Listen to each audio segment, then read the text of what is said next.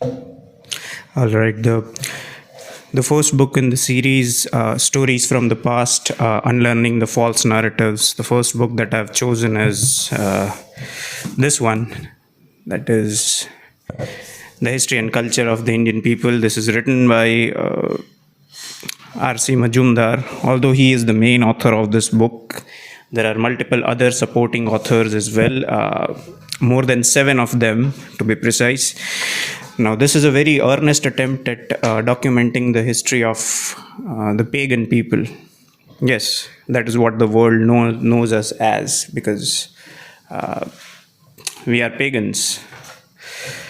Okay.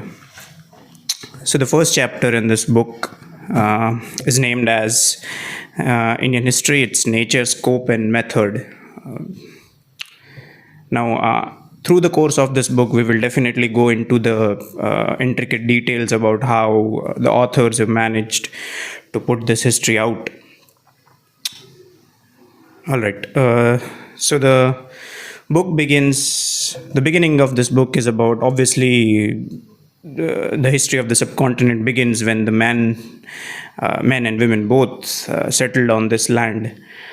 Now, it's a matter of considerable debate that did the people who, the original settlers on this land, were they migrants from outside, or they emerged from a process of natural evolution on this land. It is a matter of considerable debate, and until and unless some concrete evidence is put forward, I am convinced that nobody migrated from outside. We are the direct ancestors of the people who lived on this land. All right. In the very first chapter itself, R.C. Majumdar has conceded that Indian history is strictly limited to few of the evidences that are available these days, and we definitely know that. Why?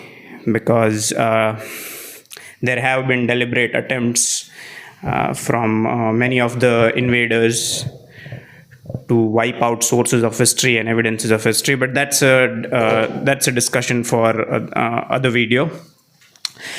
All right. So yeah, he concedes that the history is more dependent on archaeological evidences, and even those archaeological evidences are very few.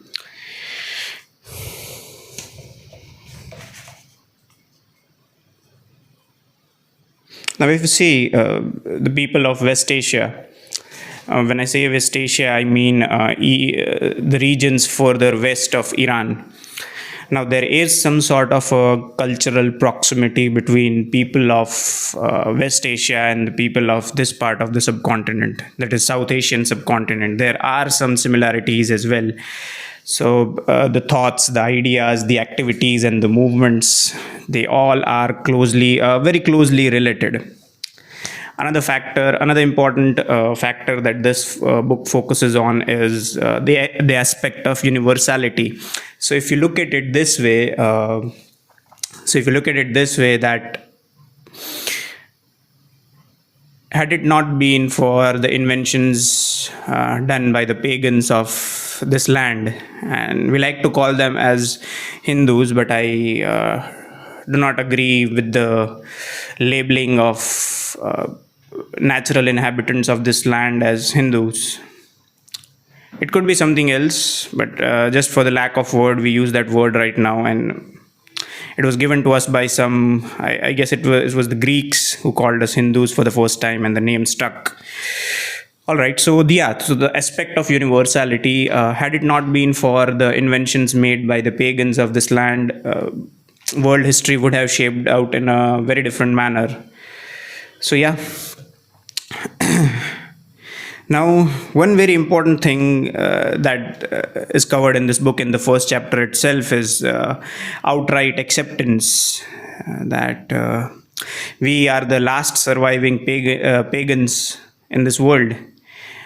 Pagans with a significant amount of population, because all the other natives have been decimated, annihilated by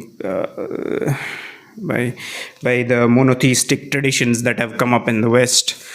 So they've taken examples of Egypt, Babylonia, Assyria, Persia, Turkey, Greece, and Rome. So if you look at the modern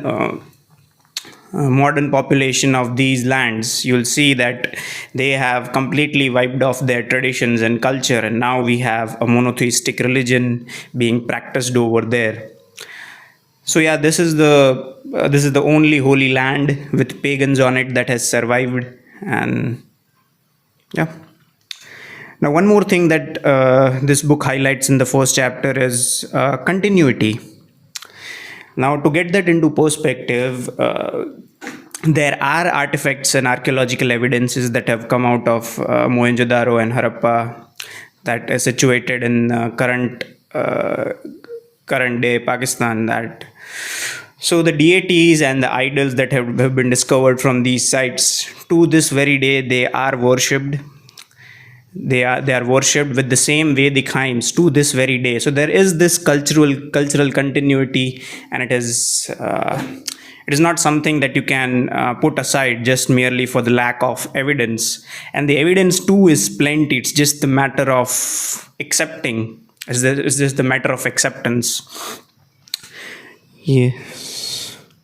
Even the social and religious ideas, they are still the same that were practiced thousands of years ago. So there is this cultural continuity, and it doesn't count. You'll have to factor that in. You cannot just put that aside for lack of evidence.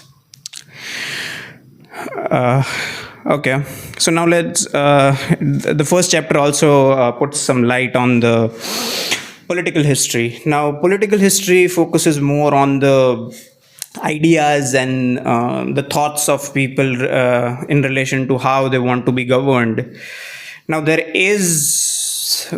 are very few resources, and even more fewer literary resources available prior to the 8th century, and so we are more dependent on ancient history that is prior to 8th century, on archaeological evidences and folk tales and oral traditions that have survived.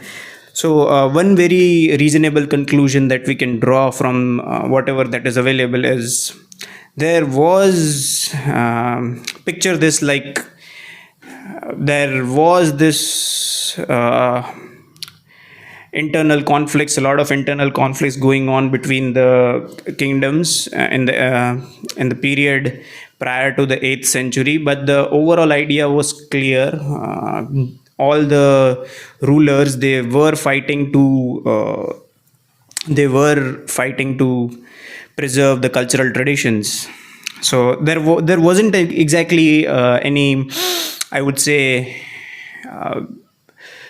there wasn't exactly any political unity, for the lack of a better word. Yes, there wasn't any actual political unity in the sense that we understand it right now, that everyone has to follow one single principle. But the overall idea in their head was very clear, that they were standing up and fighting for the culture and traditions that are still in place.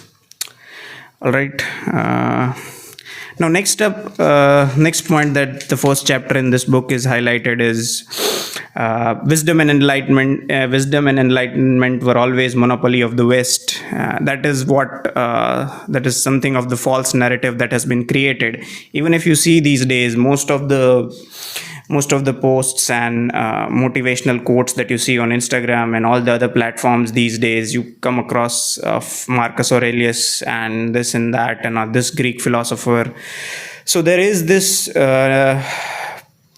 partially incorrect narrative out there that it's only the West that has sole monopoly over wisdom and enlightenment, which is I would say blatantly wrong.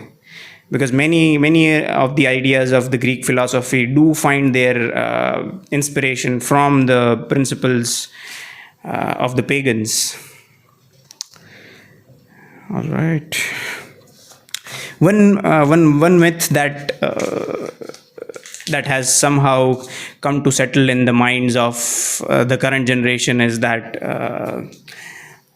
the people of this land, they never ventured out, but we do come across literary and even archaeological evidence that indeed there were navigators existing in the ancient land of Bharat, that they built their own ships. They tried to explore the other lands. We see that we see the level of influence that they had in those countries such as Indonesia, Thailand, and yeah. So it's not by mere accident that all these countries were influenced by the philosophy that we to this day we still profess. Okay.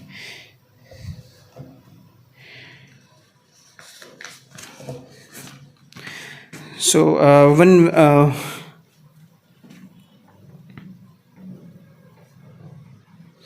one thing that is obviously missing from people of this age is they somewhat try to they learn about the past that they learn from the corrupted scholarship of the liberals, and then they try to project that past into present, and they somehow rationalize things that since these were the things that were in the past, and keep in mind these things that you think were in the past were told to you by the scholarship of the left. And when I mean left, I mean liberal scholarship. Now there is some merit to be given to the liberal scholarship, but I really don't know why too much stress is given on the liberal history. History should be taken in the right spirit and should be understood the way it has to be. All right. That's just done. All right.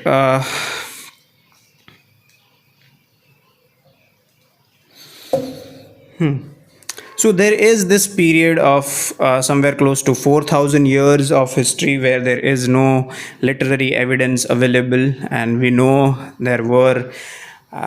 We only know of a few libraries that were burnt. One of them is Nalanda, another one is Takshashila. But we don't know about the small libraries that were burnt all across the subcontinent. These are the two for which we know. What about others that we don't know? And are we operating under the assumption that whatever burnt was of no value? So clearly there is this lack of evidence. So that does not mean that there was no evidence to begin with. So yeah, there is this considerable period in our history for which there exists no evidence, and we have to depend on very scant archaeological evidence that is available. All right, that's it from chapter number 1, and I'll see you in the next video of Stories of the Past on Unlearning the False Narratives.